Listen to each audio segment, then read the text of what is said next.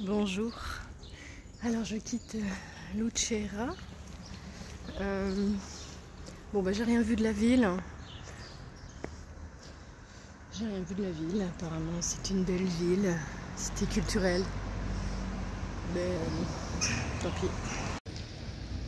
J'aurais pu m'arrêter une journée, j'ai choisi de continuer ma route.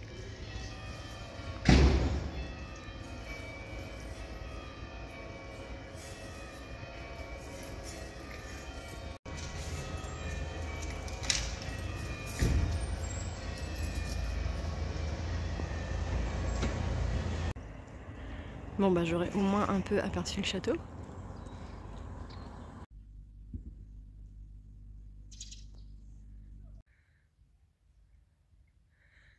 Ah, c'est impressionnant cet endroit.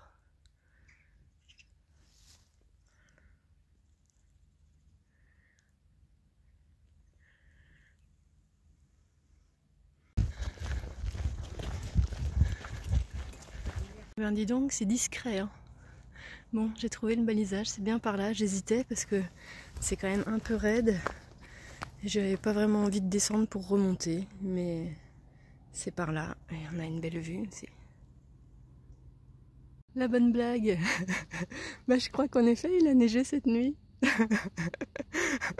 La bonne blague.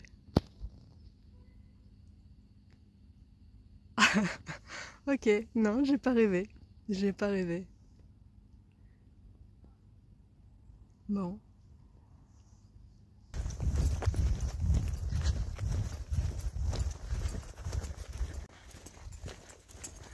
Bon. Ça fait bizarre hein, quand même de voir cette neige. Ce blanc. Il me reste 4 jours de marche en comptant aujourd'hui. Bon, j'ai regardé la météo quand même ce matin. Ils annoncent du soleil. 10 degrés en température maximum. Pour le moment en tout cas, de ce côté le ciel est bleu. Mais de ce côté, ça me plaît moyennement. On dirait bien qu'il y a des précipitations. Voilà. En fait, là évidemment pour le moment je vais tout droit, mais après mon chemin bifurque, ma destination elle est plutôt par là-bas. Donc à mi-chemin en fait.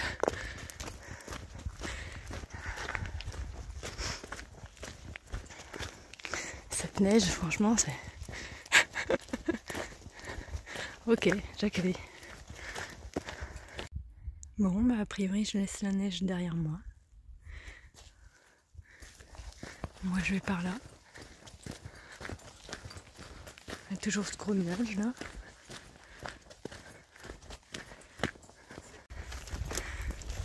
Bon, apparemment, ce petit bout d'herbe entre deux champs, apparemment c'est un chemin.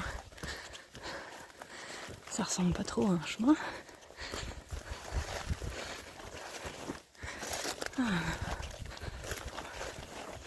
J'avais hésité avec la route, rester sur la route finalement, qui était assez large, assez confortable, qui me faisait pas non plus des chaussures compensées, parce que là la terre est collante.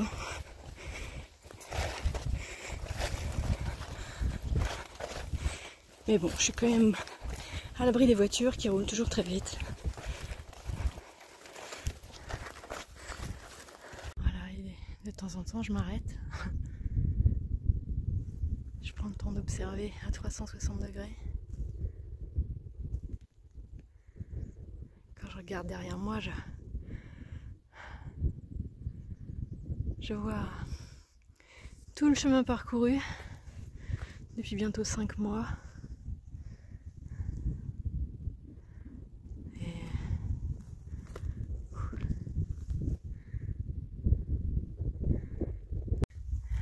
Et je crois que ça va me prendre un temps vraiment pour intégrer le truc en fait. Il y a quelques jours j'ai changé donc avec Célia, cette pèlerine que j'ai rencontrée sur le chemin, et je lui disais que j'allais m'arrêter au Monte Gargano après 5 mois de marche, et en même temps que je le disais je prenais conscience un peu quand même du truc quoi. 5 mois. 5 mois.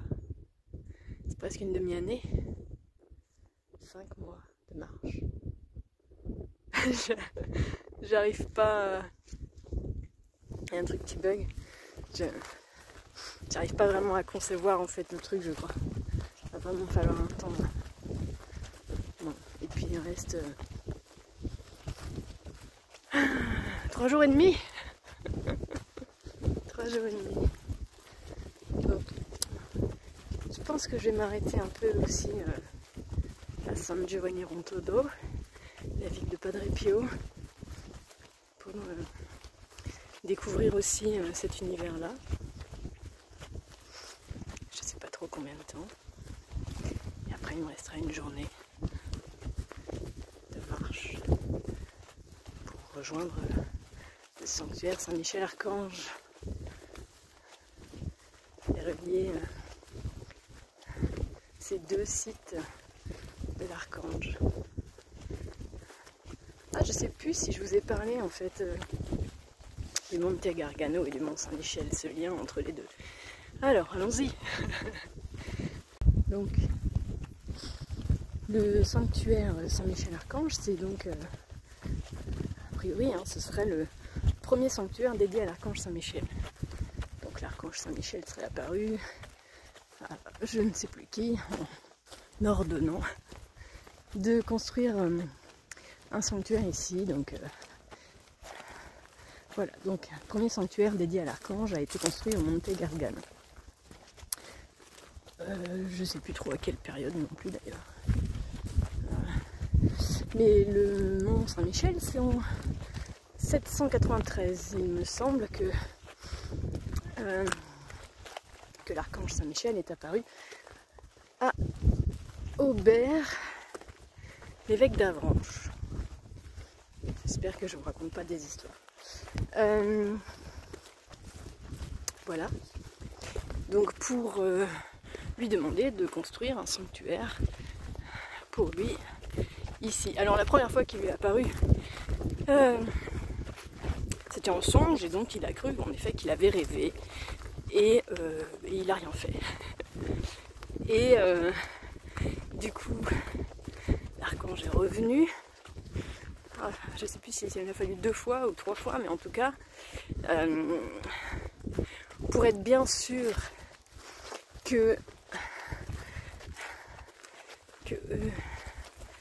cet individu prenne conscience que c'était bien l'archange qui lui avait demandé de bâtir ce sanctuaire. Il lui a déposé, donc l'archange a déposé ce que raconte la légende, son doigt sur sa tempe, et ce faisant, il a fait un trou dans son crâne. Voilà. Et donc aujourd'hui, il existe une relique d'un crâne avec un trou qui se situe à la basilique Saint-Gervais, ce crâne de Saint-Aubert, voilà, qui a priori, on dit que c'est le crâne de Saint-Aubert. Voilà, et je crois que même en 2023, il a dû être exposé au Mont Saint-Michel. Donc Aubert s'exécute, il commence à construire un sanctuaire dédié à l'archange Saint-Michel sur le mont. Voilà, sur les vestiges d'un ancien site mégalithique où les druides étaient déjà connus à cet emplacement en fait pour faire des rituels et se faire l'intermédiaire du monde matériel et du monde immatériel, d'être en communication avec l'invisible et le divin déjà à cet endroit-là.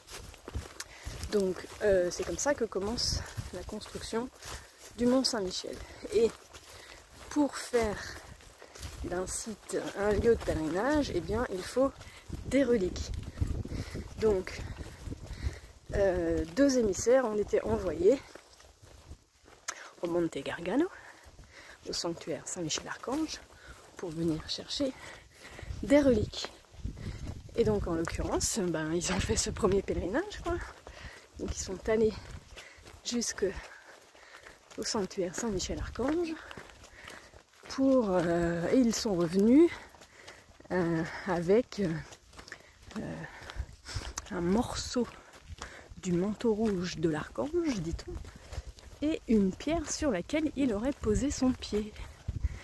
Voilà, donc de retour avec ces reliques, le mont Saint-Michel devient un lieu de pèlerinage. Donc c'est alors que les pèlerins affluent du monde entier.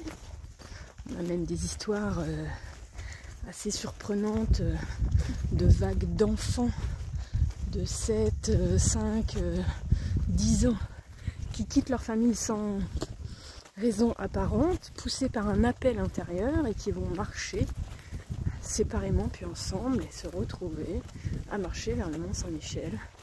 Voilà, donc le mont Saint-Michel par rapport à sa situation aussi stratégique évidemment est l'enjeu de convoitise politique, d'où les nombreuses guerres et en même temps sa situation en tant qu'île en fait un lieu difficile à prendre. Voilà, donc évidemment un lieu marqué d'histoire.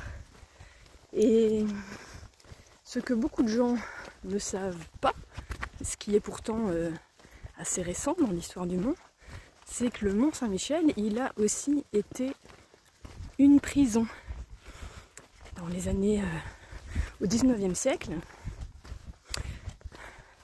le mont Saint-Michel a été converti en prison.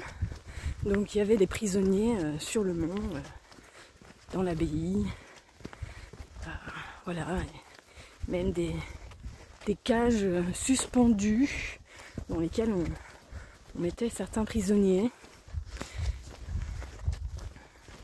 C'est une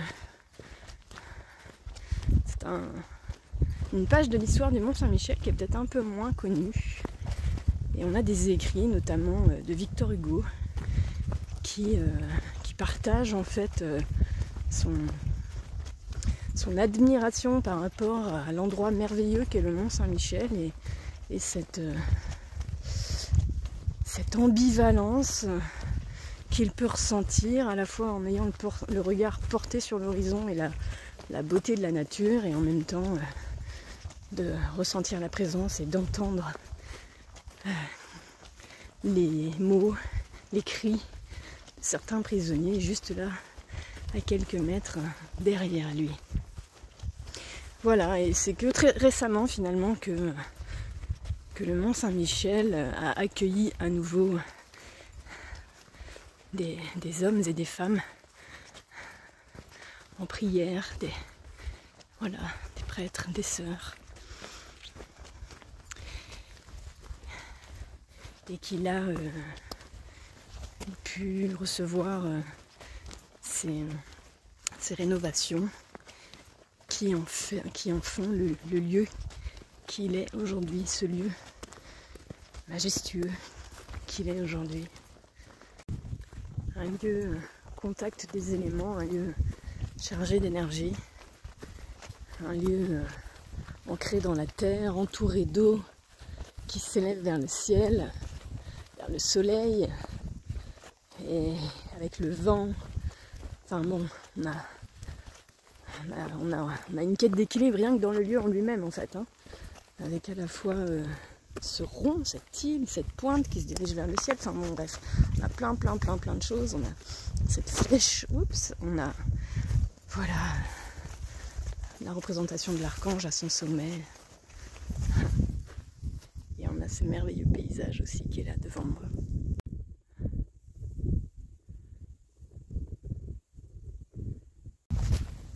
Alors évidemment, c'est aussi très impressionnant justement de voir ce paysage et puis de se dire que potentiellement d'autres ont fait ce même chemin avant pour des raisons diverses et variées, chacun avec ses raisons qui lui sont personnelles. Voilà.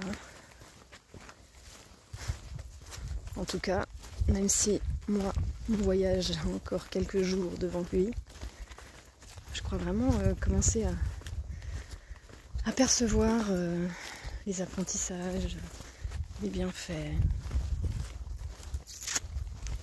J'en suis heureuse. ça me met en joie, en paix. Qu'est-ce que c'est beau, ces couleurs. Avec la lumière là.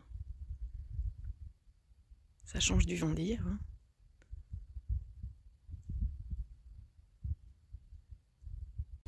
Bon, ben, comme vous l'avez certainement remarqué, en effet, le Mont-Saint-Michel est un lieu que j'affectionne particulièrement. C'est un lieu qui me parle sous plein d'aspects, qui est riche de symboles, de signes, de connaissances, cachées, pas cachées.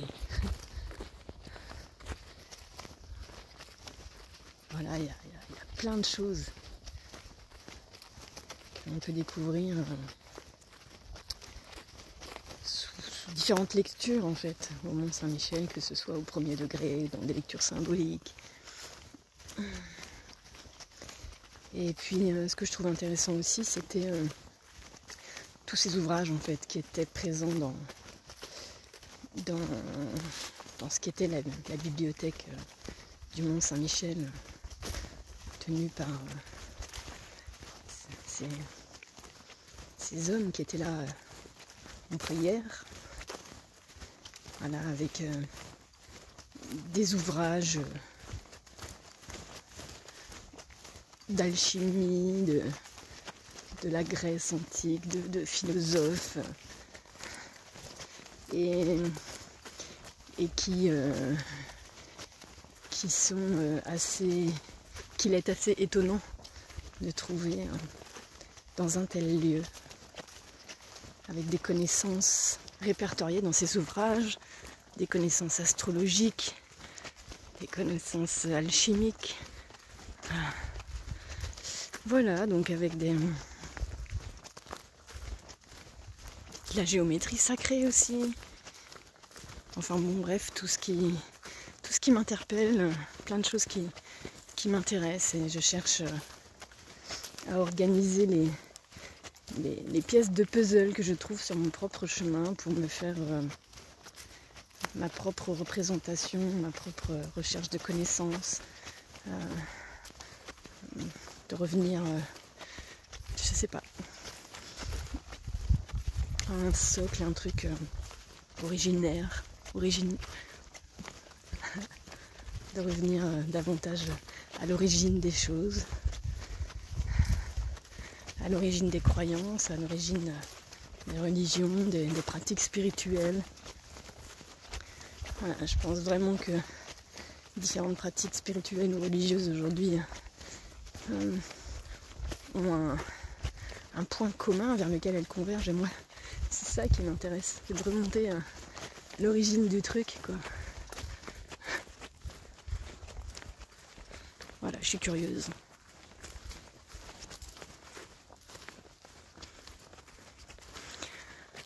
Ah, qu'est-ce que c'est beau.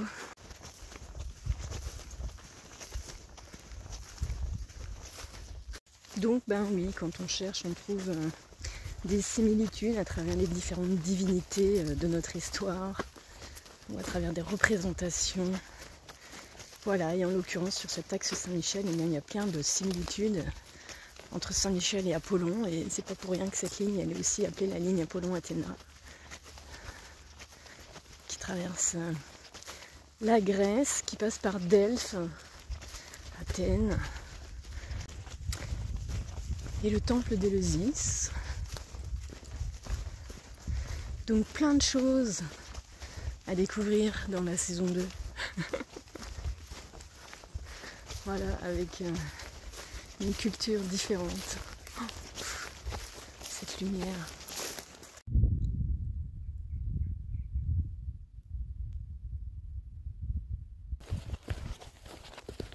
C'est une belle journée, hein. Bon. Bon, évidemment, je vous montre pas à chaque fois que je vois des déchets, parce qu'il y en a trop, en fait. Il y en a trop. Alors certains m'envoient des infos concernant un site où on peut mentionner les dépôts comme ça qu'on voit, les dépôts sauvages, pour pouvoir les nettoyer. Alors, bon, ce que vous m'envoyez, c'est en France. Ah, même du béton. Et puis, c'est pas un dépôt qu'il faudrait signaler ici, c'est... Parfois, c'est toute la région en entier. Voilà, du verre, béton, du verre. Il y en a pour des années, des siècles, des millénaires. Pour que ça disparaisse.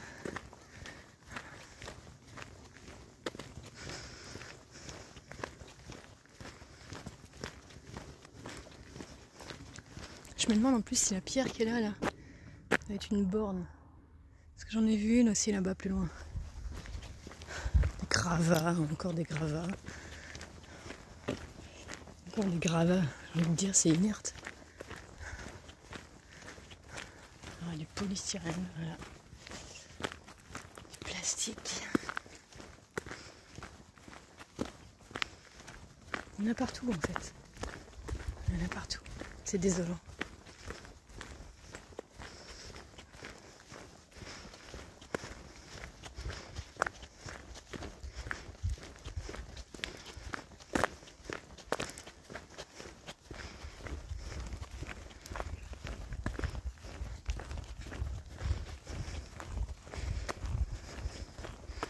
Du métal, des bombes aérosols, des bouteilles plastiques, des briquettes. Ouais, c'est triste, bien triste. Des chutes de carrelage.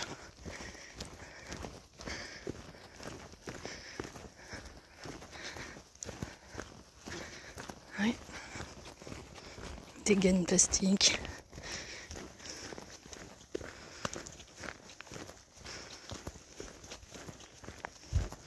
Puis à côté, les cultures.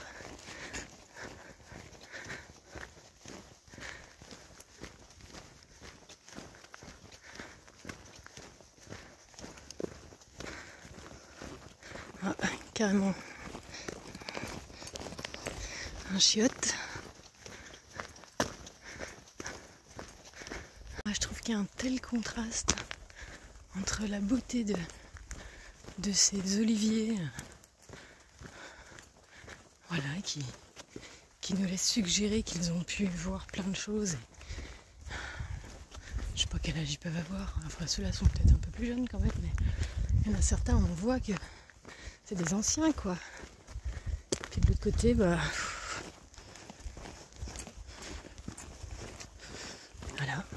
carrément le sac.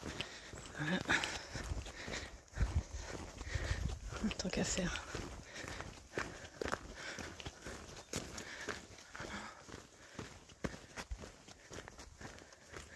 Beau. Pas beau. Beau. Pas beau. Beau. Pas beau.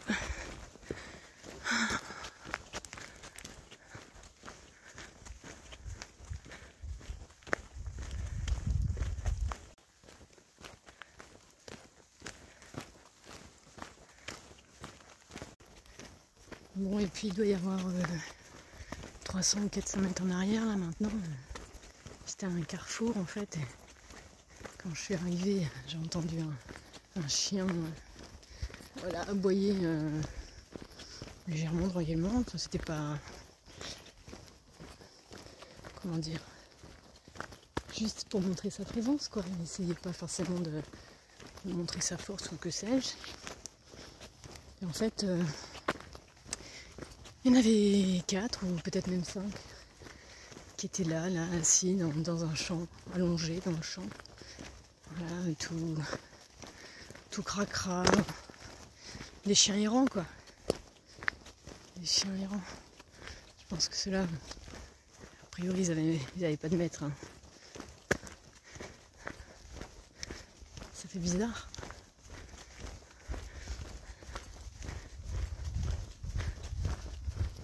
en soi, ça n'a rien d'extraordinaire. Enfin, je sais pas trop, mais je crois qu'en fait, j'en avais jamais vu, tout simplement. Je pense pas en avoir vu en France, en fait. Des chiens sans maître.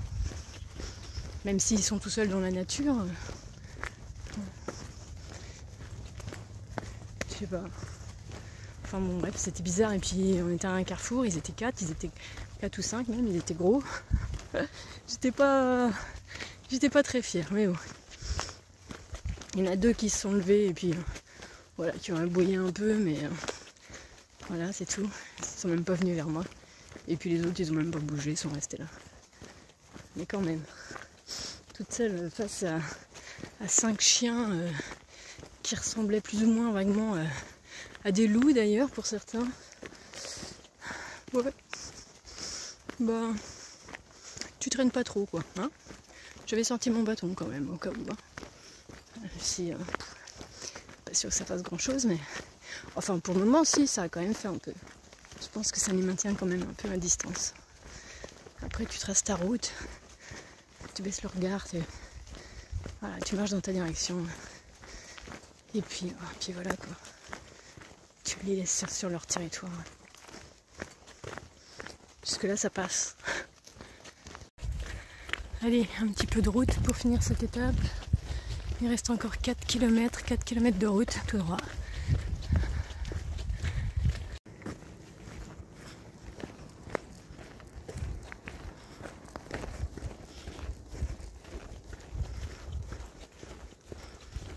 Et me voici arrivé. Bon, un chien.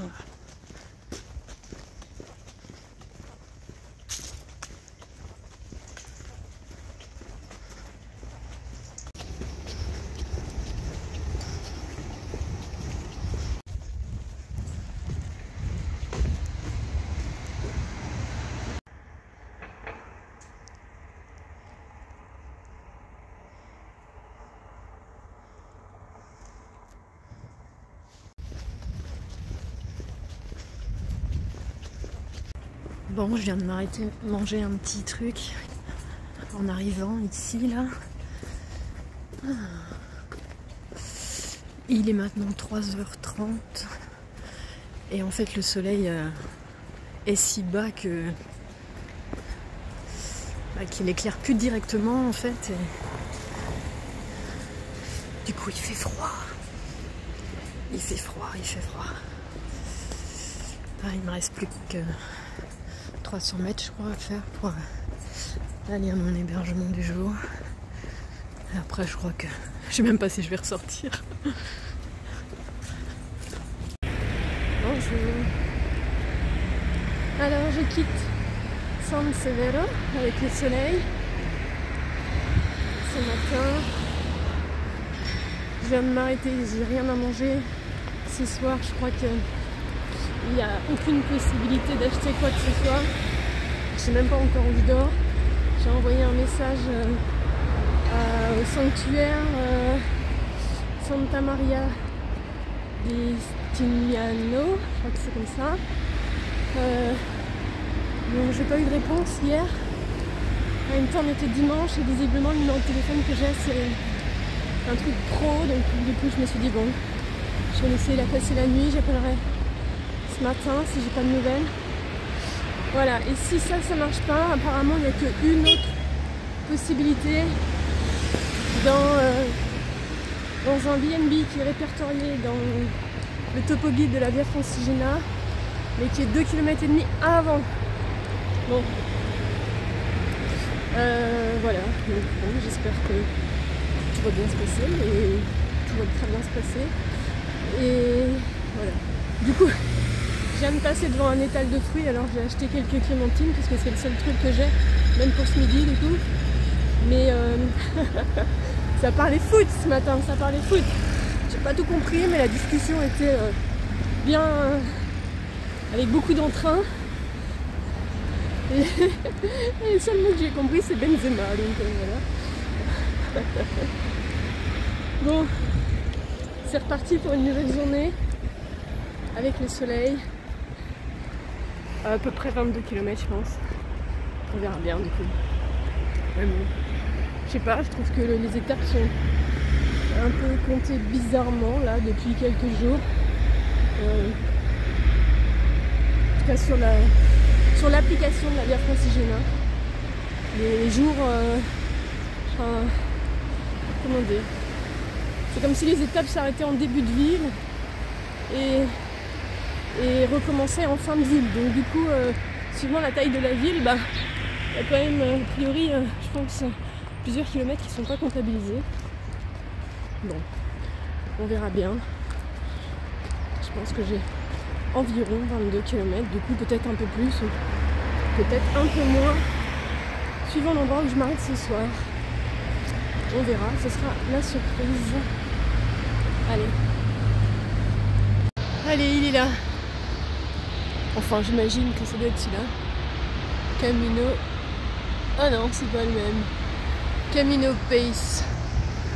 Bon, c'est pas le mien, mais c'est par là quand même. Bon, à nouveau, j'ai pas vu grand chose de la ville. En même temps, c'est vrai que c'est pas forcément les villes qui m'attirent le plus. Je préfère la campagne. Le silence, la solitude, l'expectative, la connexion avec la nature. Mais bon, il y avait peut-être des trucs sympas à découvrir, hein. Peut-être une autre fois. Bon, du coup, je suis sur le Camino dell'Apache. Bon, j'irai voir ce que c'est.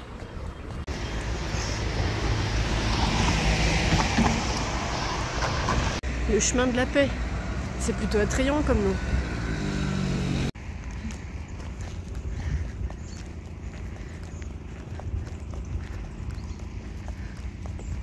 On a quelques très beaux oliviers ici.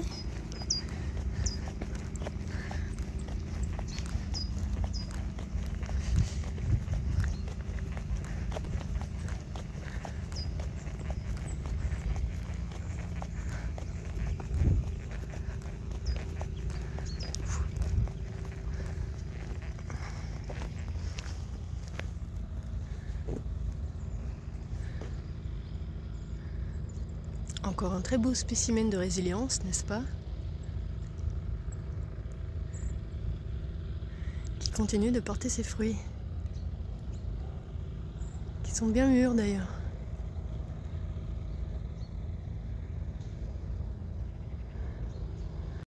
La récolte est encore en cours par ici. Bon, je viens de passer à côté de 3 chiens errants. Qui ne erraient pas du tout d'ailleurs, ils étaient allongés dans le champ d'olivier, juste là derrière. Et je crois qu'ils ne se sont même pas intéressés à moi, ils n'ont même pas regardé. Mais ils étaient bien cracra comme ceux d'hier, qui n'ont pas beaucoup bougé non plus d'ailleurs hier. Et en fait, me vient cette réflexion, je me dis que finalement c'est pas les chiens errants qui sont les plus dangereux. Parce que peut-être qu'à force de errer, tels des pèlerins dans leur marche, au fil des kilomètres, des régions, des pays traversés, il y a peut-être une certaine sagesse aussi, un certain lâcher-prise, une certaine acceptation qui se met en place peut-être aussi à l'intérieur du chien, qui sait qu'il peut se débrouiller jour après jour et survivre, et même dans l'adversité.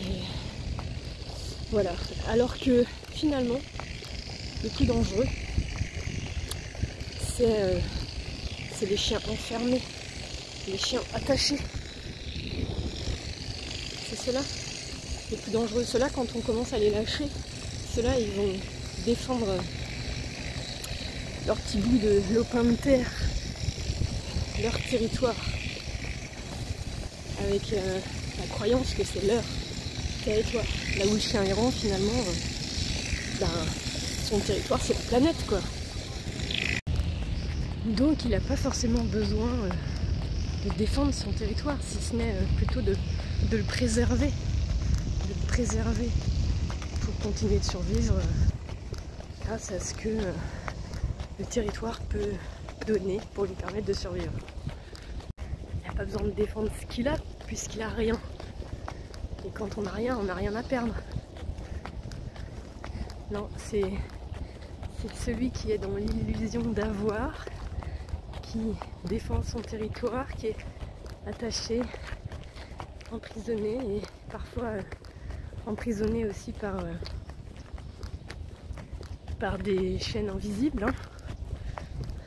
Comme les éléphants qu'on attache quand ils sont jeunes à un poteau, puis finalement au bout de quelques temps on met juste la corne, on n'a même plus besoin de les attacher parce qu'ils croient être attachés, alors ils bougent plus.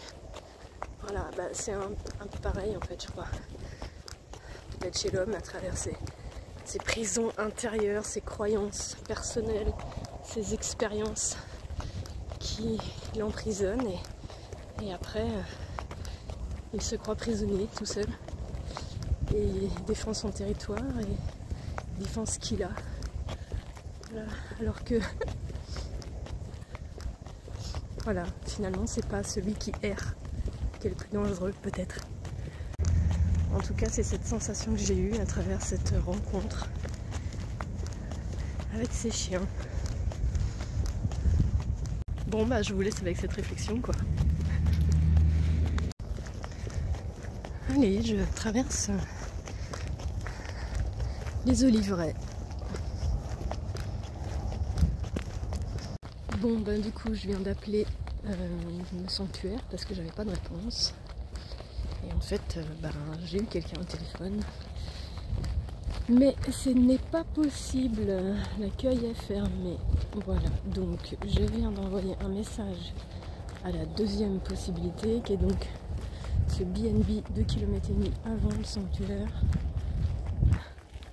Je croise les doigts, je fais une prière à Saint-Michel. Parce que j'ai pas d'autre possibilité quoi. Donc le bivouac à partir de 17 h le soir jusqu'à 6h30 le lendemain matin. Par 0 degré j'imagine à peu près maintenant. C'est pas forcément la solution que j'envisage pour ce soir. Bon bah évidemment je retrouve ça aussi quoi. Hein ?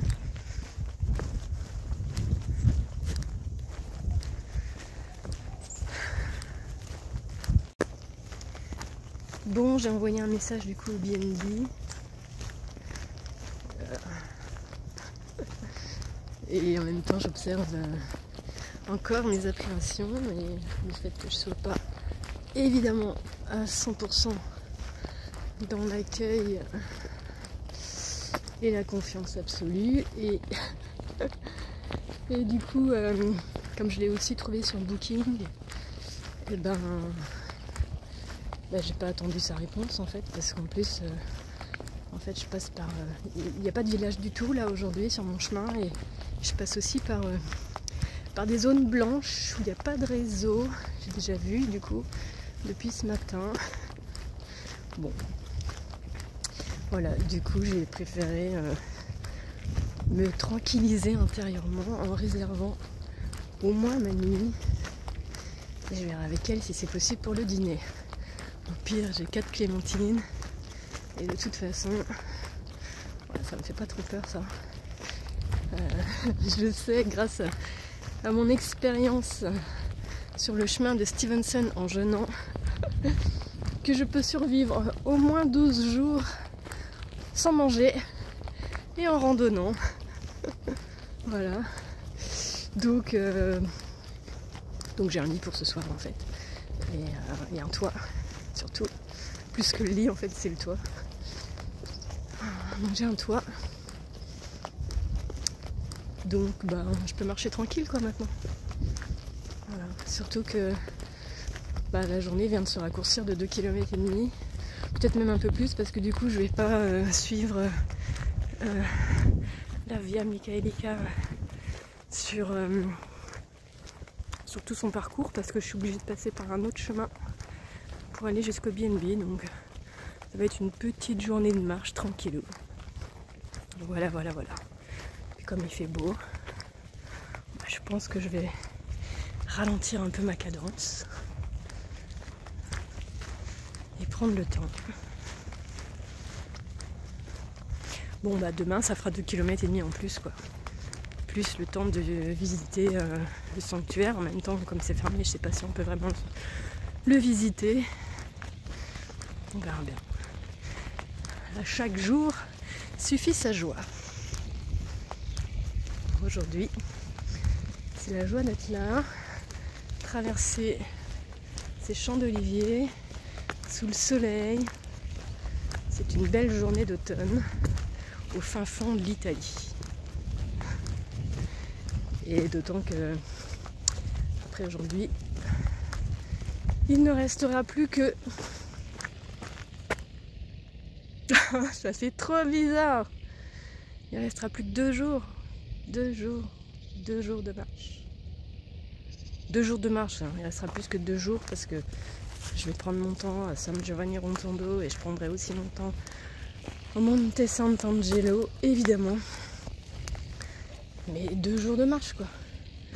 2 jours de marche, quoi. Il me reste même pas 60 km à marcher, quoi, là, du coup. À peu près. Allez, moins de 70.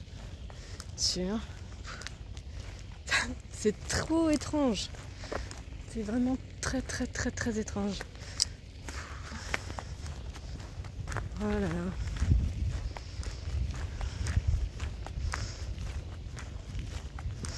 Ouais, si, je me dis que j'ai fait le bon choix parce qu'à cause de l'hiver, enfin bon, je sais pas si j'aurais vraiment pu profiter de la Grèce comme j'aurais voulu. Je pense que voilà, c'est mieux d'attendre quelques mois et de revenir au printemps. Ça fait vraiment bizarre. Hein. J'ai du mal à m'imaginer qu'il reste plus que 2 jours de marche, quoi, après janvier. Bon, de toute façon, comme je vous ai dit, il y aura une saison 2. Hein. De belles olives. On entend là le bruit de fond. C'est la récolte encore des olives. Hein. Ils sont beaux. Hein. Bon, bah apparemment le chemin veut nous faire passer par là. Mais je regarde au loin là. Alors sur la vidéo on voit peut-être pas, mais moi il me semble bien qu'il y a un chien là-bas en plein milieu. Voilà, et puis on entend d'autres qui aboient au loin. Alors je sais pas trop parce que sinon il y a un chemin qui passe juste là à côté. Alors ça c'est tentant. Bon, j'aime bien, je trouve ça plutôt bucolique, mais le chien là-bas au bout, ça me plaît déjà beaucoup moins. Je vais re-regarder ma carte. Bon ben, j'ai fait un zoom avec mon téléphone et j'ai pris mes jumelles, quoi. Et je pense que c'est en effet un chien. Bon, alors je n'ai pas forcément hyper envie d'aller le déranger.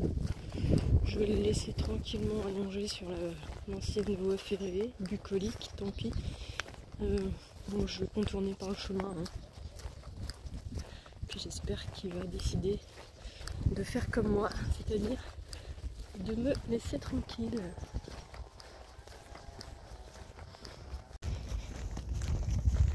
Bon, bah, il est bien sympathique, ce petit chemin au milieu des cultures.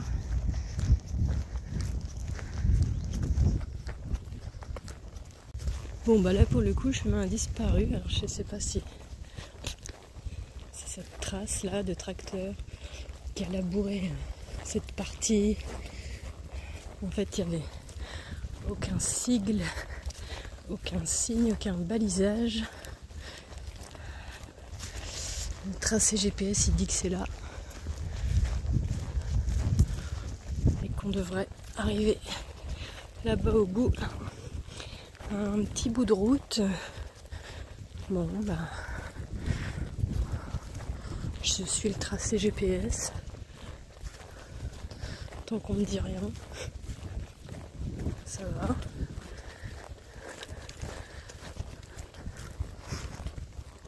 Bon bah a priori c'était bien ça. J'ai retrouvé un petit bout de chemin. Tiens, des éoliennes à nouveau.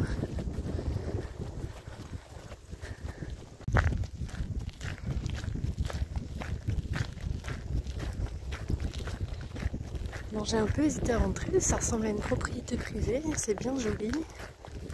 Et en même temps, c'est le chemin, en tout cas sur le tracé GPS, parce qu'il y a longtemps qu'il n'y a plus de balises et de repères ici sur le chemin. Bon, j'arrive de là. Mon GPS me dit que c'est tout droit, mais tout droit, je vois pas bien. Donc il y a bien un chemin qui va là à droite ou là à gauche, mais il n'est pas mentionné sur ma carte. Bon, je me le tente à gauche.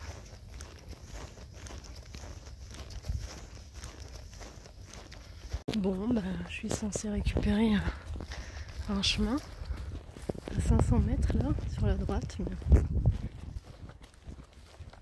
ah, non, je sais pas. On va voir s'il y a quelque chose par là. Oh oh, mais je crois que oui. On dirait qu'il y a un chemin là. Cool. Ah bah super. Je pense que je vais pouvoir récupérer mon chemin. Dans la bouillasse par contre.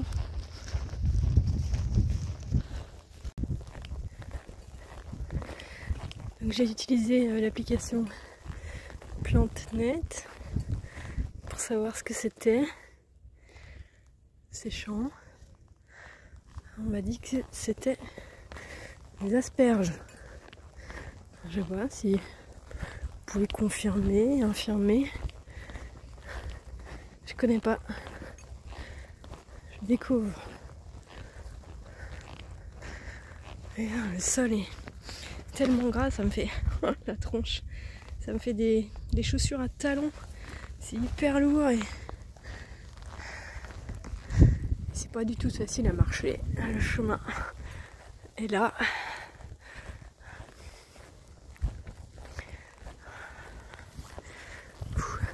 La tronche, j'ai au moins 2 kilos là accrochés à ma godasse. Oh là là.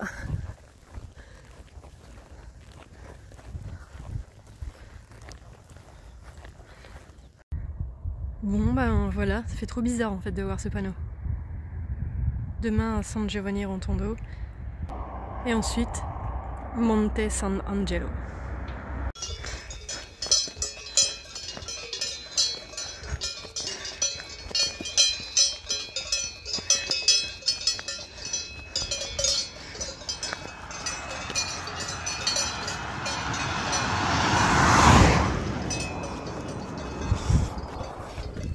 Bon, elle est pas très cool la route.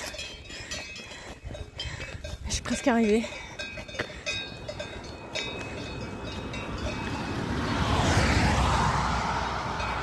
Bon, le chemin normalement il passe pas par là du coup.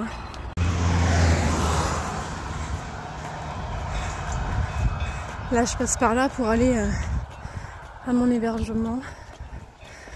Puisque il n'y a pas de possibilité d'hébergement au sanctuaire de Santa Maria Giustiniano.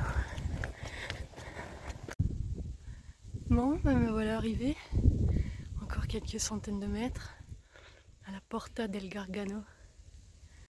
Ça va être mon nid pour ce soir, dans un B&B qui est répertorié donc dans le topo guide de la Via Francigena du Sud.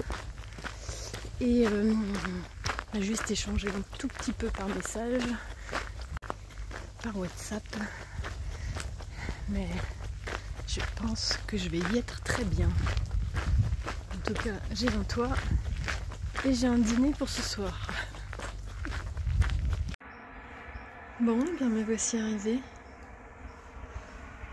Il est 14 h. Ça, c'est la vue du balcon. Voilà, donc là on est arrivé face aux montagnes et demain on monte et on redescend pour aller jusqu'à San Giovanni Rotondo et rencontrer Padre Pio. Bon, et me voici au chaud, je vais pouvoir me reposer, je suis fatiguée. Le vent, le froid. Pourtant c'était une petite journée. Ouais, j'ai fait 18 km. Voilà, mais en tout cas me voici arrivée. Et je vais me reposer. Je vous souhaite une belle fin de journée. Je vous dis à tout bientôt. Ciao, ciao.